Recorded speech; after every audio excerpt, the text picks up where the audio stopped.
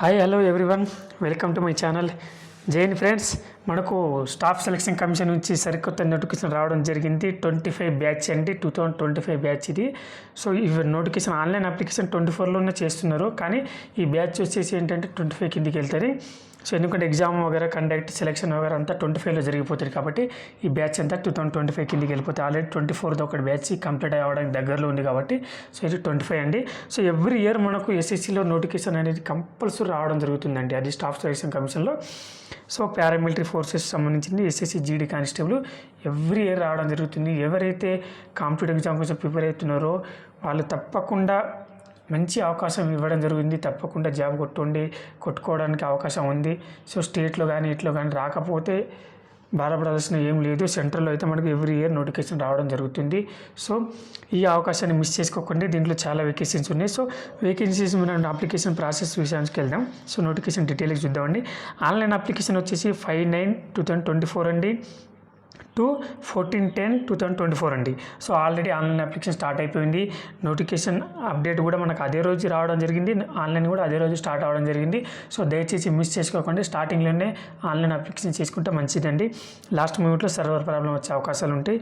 So last date వచ్చేసి 14/10/2024 అండి. So online payment last date వచ్చేసి 15/10/2024 అండి. సో నెక్స్ట్ వచ్చేసి అప్లికేషన్ కరెక్షన్ కూడా ఇవ్వడం జరిగింది. ఏమైనా కరెక్షన్ చేసుకోవాలనుకుంటే దాని తర్వాత విత్ ఇన్ 1 మంత్లో పీరియడ్ ఇవ్వడం జరిగింది. 5/11/2024 టు 7/11/2024 అంటే 2 డేస్ మాత్రమే కరెక్షన్కి ఇవ్వడం జరిగింది. సో ఎగ్జామ్ కూడా ఇవ్వడం జరిగింది. ఎగ్జామ్ ఎప్పుడు ఉంటారని కూడా ముందే ఇవ్వడం జరిగింది. జనవరి నుంచి ఫిబ్రవరి మధ్యలో ఉంటాడు అని చెప్పడం జరిగింది. సో జనవరిలో స్టార్ట్ కావచ్చు, అయితే ఫిబ్రవరిలోనే స్టార్ట్ కావచ్చు.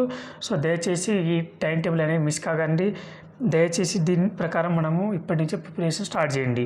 సో ఫస్ట్ ఎగ్జామ్ ఉంటుంది, దాని తర్వాత ఈవెంట్, దాని తర్వాత మెడికల్. అందరికి మీకు almost already attend last time కూడా రాసే ఉండొచ్చు. సో అందరికి తెలుసు కాబట్టి చెప్తున్నాను.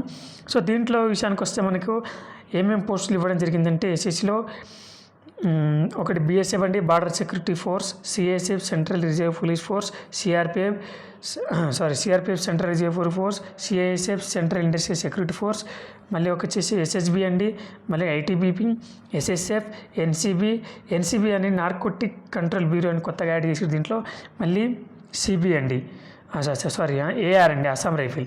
సో దీంట్లో సెలక్షన్ ప్రాసెస్ చూడండి. Recruitment process will consist of computer based exam. First computer based exam ఉంటుంది, దాని తర్వాత ఫిజికల్ స్టాండర్డ్ ఉంటుంది, దాని ఫిజికల్ ఎఫిషియన్సీ ఉంటుంది, దాని తర్వాత మెడికల్ ఉంటుంది, దాంట్లో డాక్యుమెంట్ వెరిఫికేషన్. ఇక ఫిజికల్ అప్పుడే డాక్యుమెంట్ వెరిఫికేషన్ కూడా ఆల్మోస్ట్ అయిపోతారండి. సో నెక్స్ట్ దీని విషయానికి వస్తే లాంగ్వేజ్ అండి. ఏ ఎగ్జామ్లో మనం రాయొచ్చు, ఏ లాంగ్వేజ్లో మనం ఎగ్జామ్ రాయొచ్చు అంటే మనకు తెలుగు అండి. మనకి చాలామందికి కాంపిటేటివ్ ఎగ్జామ్లో ఇంగ్లీష్, హిందీలో రావడం వల్ల చాలామంది వచ్చి కూడా జాబ్ కొట్టలేకపోతున్నారు. అందులో క్వశ్చన్ అర్థం కాక, అందుకే మనకు సెంట్రల్ వాళ్ళు ఒక అవకాశం ఇవ్వడం జరిగింది. తెలంగాణ వాళ్ళ కోసం, తెలుగు వాళ్ళకు, తెలంగాణ ఆంధ్ర 2 రాష్ట్రాల కోసం ఒక అవకాశం ఇవ్వడం జరిగింది.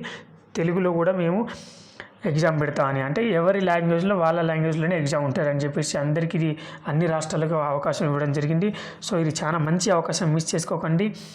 సో దీని విషయానికి వస్తే మళ్ళీ నెక్స్ట్ ఏంటంటే మనకు పే స్కేల్ అండి. పే స్కేల్ వచ్చేసి ఏంటంటే యాక్చువల్గా ఇక్కడ చూడండి, ఎన్సిబి నార్కోటిక్ సెంట్రల్ బ్యూరో ఉంది చూడ, దీనికి మాత్రమే పే లెవెల్ 1 అండి. మిగతా వాటికి పే లెవెల్ 3 అండి. ఇది మర్చిపోకండి, పే లెవెల్ 3 అండి. ఇక్కడ చూడండి, అండ్ పే లెవెల్ 3 అండి. ఇక్కడ ఓన్లీ ఎన్సీబీకి మాత్రమే పే లెవెల్ 1 అండి. 18,000 బేసిక్ పే ఉంటుంది, లాస్ట్ 56,900 ఉంటాయి ఎన్సీబీ మాత్రమే. ఇంకోటి అండ్ పే లెవెల్ 3 వచ్చేసి మిగతా పోస్టులకు అండి. BSF, CISPF, CISF, SSB, NIA, AR వీళ్ళకు మాత్రమే పే లెవెల్ 3 అండి. సో వేకెన్సీ విషయానికి వస్తే స్టేట్ వైజ్ ఇవ్వడం జరిగింది, మనకు ఫోర్స్ వైజ్ ఇవ్వడం జరిగింది. బిఎస్ఎఫ్కి వచ్చేసి 15,654, ఎక్కువ వచ్చేసి బిఎస్ఎఫ్కి ఉండండి వేకెన్సీస్. సిఐఎస్ఎఫ్ వచ్చేసి 7,145 గ్రాండ్ టోటల్ చెప్తున్నాండి. సిఆర్పిఎఫ్ వచ్చేసి 11,154, అంటే బిఎస్ఎఫ్, సిఆర్పిఎఫ్ ఎక్కువ ఇవ్వడం జరిగింది. నెక్స్ట్ ఎస్ఎస్బి వచ్చేసి 819, ఐటీపీపీ వచ్చేసి 3017, ఏఆర్ వచ్చేసి 1248, ఎస్ఎస్ఎఫ్ వచ్చేసి 35, ఎన్సీబీ వచ్చేసి 22. ఈ ఎన్సీబీ ఏదైతే పే లెవెల్ ఉందో 1 దానికి చాలా తక్కువ పోస్టులే ఉందండి, 22. సో టోటల్ వచ్చేసి మనకు 39,481 అండి. చాలా మంచి నోటిఫికేషన్ అండి ఇది. 22 వేకెన్సీ అండి, అంటే పెరిగే అవకాశాలు ఉంటాయి కానీ తగ్గేది ఉండరండి. అప్లికేషన్స్ బట్టి ఎవరైతే క్వాలిఫై అవుతారో ఎగ్జామ్లో వాళ్ళని బట్టి వేకెన్సీస్ పెంచే అవకాశాలు ఉంటాయండి, ఎప్పుడైనా గుర్తుపెట్టుకోండి. నెక్స్ట్ దీని విషయానికి వస్తే మనకు ఏజ్ లిమిట్ చూడండి, ఏజ్ లిమిట్కి వచ్చేసి అయితే 18 to 23 ఇవ్వడం జరిగింది. మనకు డేట్ కూడా ఇవ్వడం జరిగింది 1/1/25 to candidate not before and 2/1/2002 వరకు అని. సో లెటర్ దెన్ 1/1/2007 అండి. సో ఎవరైతే 2002 కంటే బిలో ఎవరు ఉంటారో వాళ్ళ ఎలిజిబిలిటీ కాదండి ఎగ్జామినేషన్కి. 2002 నుంచి ఏవోనే ఉండాలండి. ఇంకోటి వీళ్ళకు ఏజ్ రిలాక్సేషన్ కూడా ఇవ్వడం జరిగింది. SC ST వాళ్ళకు 5 years, OBC 3 years, అదర్స్ వాళ్ళకు 3 years. మళ్ళీ చిల్డ్రన్స్ ఇది విక్టిమ్ కిల్లేట గుజరాత్ వాళ్ళు, అన్రిజర్వ్డ్ ఈడబ్ల్యూఎస్ వాళ్ళకు, ఎకనామిక్ వీకర్ సెక్షన్ వాళ్ళకు 5 years ఇవ్వడం జరిగింది.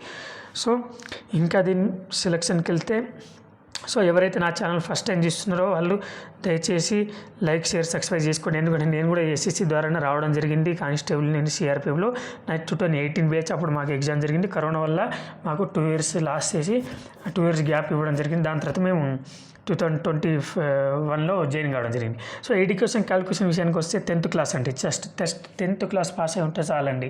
సో 10th కంటే ఏబో ఉంటే ఇంకా మంచిది. సో 10th పాస్ ఉంటే చాలు, ఈ జాబ్కి ఎలిజిబుల్ అండి. సరేనా? అది కూడా 1/1/25 వరకు రిజల్ట్ అయ్యి రావాలి. 1/1/25 వరకు మనకు 10th క్లాస్ వరకు రిజల్ట్ వచ్చి ఉండాలి. వాళ్ళకి మాత్రం ఎలిజిబుల్ అండి.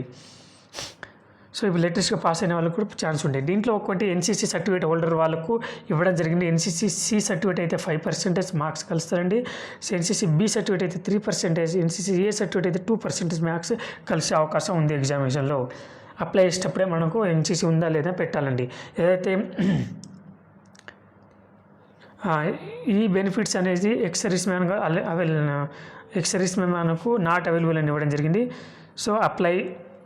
నెక్స్ట్ వచ్చేసి మనకు అప్లికేషన్ ఫీజు విషయానికి వస్తే అదర్స్ వాళ్ళకు 100 rupees అంటే SC ST వాళ్ళకు 0 అండి. Application correction. నెక్స్ట్ మనం మెయిన్ చూద్దాం. ఎగ్జామ్ సెంటర్స్ అంటే మెయిన్ మనకు అవసరం ఉండేది మెయిన్ చూద్దాం. టోటల్ నోటిఫికేషన్ వచ్చేసి 73 pages ఉంది. సో ఇప్పుడు వచ్చేసి ఎగ్జామినేషన్ అండి. కంప్యూటర్ బేస్డ్ ఎగ్జామ్ అంటే సిలబస్ ఇవ్వడం జరిగింది. చూడండి, ఒకటే ఎగ్జామ్ అంటే ఒక్క ఎగ్జామ్లో మెరిట్ మార్క్ తెచ్చుకుంటే ఆటోమేటిక్గా ఈవెన్ 5 kilometers ఎట్లయినా కొట్టుకోవచ్చండి సింపుల్గా. మనకు దాంట్లో మెరిట్ ఏం లేదు. జస్ట్ లాస్ట్ మూమెంట్లో వచ్చినా చాలు, పాస్ అయిపోతాం. సో ఎగ్జామ్లో మెరిట్ రాని, ఎందుకంటే ఎగ్జామ్లో కాంపిటీషన్ వచ్చే అవకాశం ఉంది. ఎవరికైతే ఎగ్జామ్లో మెరిట్ రాకపోతే వాళ్ళు ఈవెంట్ కూడా వెళ్ళారండి, గుర్తుపెట్టుకోండి. ఈ ఈవెంట్కి వెళ్ళిందంటే ఆల్మోస్ట్ అతనికి 90% జాబ్ చేతిలో ఉన్నట్టే అండి. So next computer based examination అండి. సో ఇక్కడ చూడండి, మనకు part A, part B, part C, part D అని 3 పార్ట్లు, 4 పార్ట్ల విధంగా ఇవ్వడం జరిగింది. ఇందులో general intelligence and reasoning, general knowledge and general awareness, elementary mathematics and next English and Hindi అండి. దీంట్లో ఏదో ఒకటి చూస్ చేసుకోవాలండి ఎగ్జామినేషన్లో. దీంట్లో 20 questions వస్తాయండి, 40 marks అంటే ఈచ్ క్వశ్చన్కు 2 marks అండి. దీంట్లో నెగిటివ్ కూడా ఇవ్వడం జరిగింది, 0.25 నెగిటివ్ ఇవ్వడం జరిగింది. సో అయితే మనకి కింద ఇవ్వడం జరిగింది నెగిటివ్.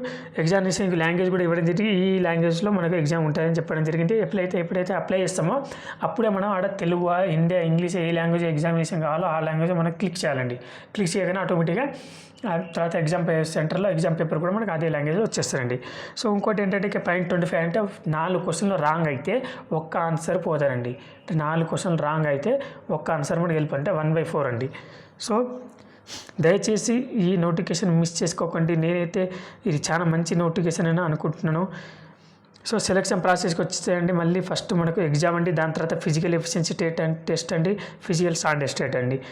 సో ఫిజికల్ పీఈటీ క్వశ్చన్కి వస్తే physical efficiency test, physical standard ఏం లేదు, హైట్ వెయిట్ చెస్ట్ చూస్తారు. దాని తర్వాత ఫిజికల్ ఎఫిషియన్సీలో 5 kilometers రన్నింగ్ ఉంటుందండి. సో మేల్ వాళ్ళకి అయితే 5 kilometers రన్నింగ్ 24 minutes, ఫీమేల్ వాళ్ళకు 1.6 kilometers 8.5 minutes. సో రిమార్కులు ఇవ్వడం జరిగింది. లద్దాఖ్ వాళ్ళకు for candidate other than those belong to the Ladakh region అని రిమార్కులు ఇవ్వడం జరిగింది. రేసు వాళ్ళకి చూడండి, లద్దాఖ్ వాళ్ళకు 1.6 kilometers in 7 minutes అండి. మా బాయ్స్కి. ఫీమేల్కి అయితే 800 meters 5 minutes అండి లద్దాఖ్ వాళ్ళకి ఇది. సో ఇది అంటే సెలక్షన్ ప్రాసెస్. ఫిజికల్ స్టాండర్డ్ టెస్ట్లో మనకు హైట్ ఇవ్వడం జరిగింది. మేల్కు 170, ఫీమేల్కు 157, SC ST వాళ్ళకు 162.5, ఫీమేల్కు 150 అన్నాడు. అసలు 170 ఉంటే మనకు ఎలాంటి ప్రాబ్లం ఉండదండి. ఎవరైతే 170 లేకుండా కొంచెం తక్కువ హైట్ ఉన్నారో 162.6 వాళ్ళకు కొంచెం ప్రాబ్లం వచ్చే అవకాశాలు ఉంటాయి. కానీ ఎవరైతే 170 ఉంటే వాళ్ళకు టెన్షన్ అవసరం లేదు. సో ఇదంటే మనకు ఇక చెస్ట్ విషయానికి వస్తే నార్మల్ 80 ఉండాలి. దాని తర్వాత ఎక్స్పెండ్ చేసినప్పుడు మనం శ్వాస పిలిచినప్పుడు 5 పెరగాలండి. ఆటోమేటిక్గా 5 పెరుగుతుంది. 80 మాత్రం ఫస్ట్ ఆఫ్ ఆల్ ఉండాలండి. సో డిప్స్ కొట్టండి, ఎవరికైతే చెస్ట్ లేదో వాళ్ళు బాగా డిప్స్ కొట్టండి, ఆటోమేటిక్గా 80 అయిపోతుంది. ఇక మనకు వచ్చేది ఏంటంటే ఈ నోటిఫికేషన్ నేను చాలా మంచి అవకాశం అని అనుకుంటున్నాను. ఇంకా ఈ నోటిఫికేషన్ మిస్ అయితే ఇక మళ్ళీ మీరు ఇక జాబ్ ఏ జాబ్ కొట్టలేరండి, నేను ఓపెన్గా చెప్పేస్తున్నా. దీనిలో పెద్దగా హార్డ్ కూడా రాదండి, పేపరు నార్మలే ఉంటుంది. పెద్దగా ఇంటర్మీడియట్ 10th లెవెల్లో బేసిక్ క్వశ్చన్స్ అడుగుతారండి. పెద్దగా మనకి ఏమైనా డిగ్రీ హోల్డర్ ఐపీఎస్ ఎగ్జామ్ కాదండి, సింపుల్ అండి. ఇప్పటికీ ఆల్రెడీ ప్రిపరేషన్ ఉన్నాను. మీరు ఈ ఎగ్జామ్ ఈజీగా కొట్టుకోవచ్చు, మీరు ఈజీగా మెరిట్ మార్క్స్ తెచ్చుకోండి. దయచేసి ఈ జాబ్ అప్లై చేసినామంటే జాబ్ రావాలి, అట్లే ఉండాలండి. అట్లా కాకుండా టైంపాస్ అప్లై చేసి ఏదో ఎగ్జామ్ రాసినామంటే అది వెళ్ళి రాసినామంటే అది మనకే లాస్ అండి. సో దయచేసి మళ్ళీ ఒకసారి చూసుకోండి డేట్లు అండ్ ఫోర్సెస్ వచ్చేసి. సో ఏ పోస్టులు మనం ఫస్ట్ పెట్టాలని కూడా నేను సపరేట్గా వీడియో చేయడం జరుగుతుంది. సో దయచేసి ఛానల్ని సబ్స్క్రైబ్ చేసుకోండి, ఫాలో చేయండి. నేను కూడా ఎస్ఎస్సి ద్వారా రావడం జరిగింది. సో దీని గురించి పూర్తి డీటెయిల్ నేను పిన్ టు పిన్ అప్డేట్ ఇవ్వడం జరుగుతుంది. జై హింద్ అండి.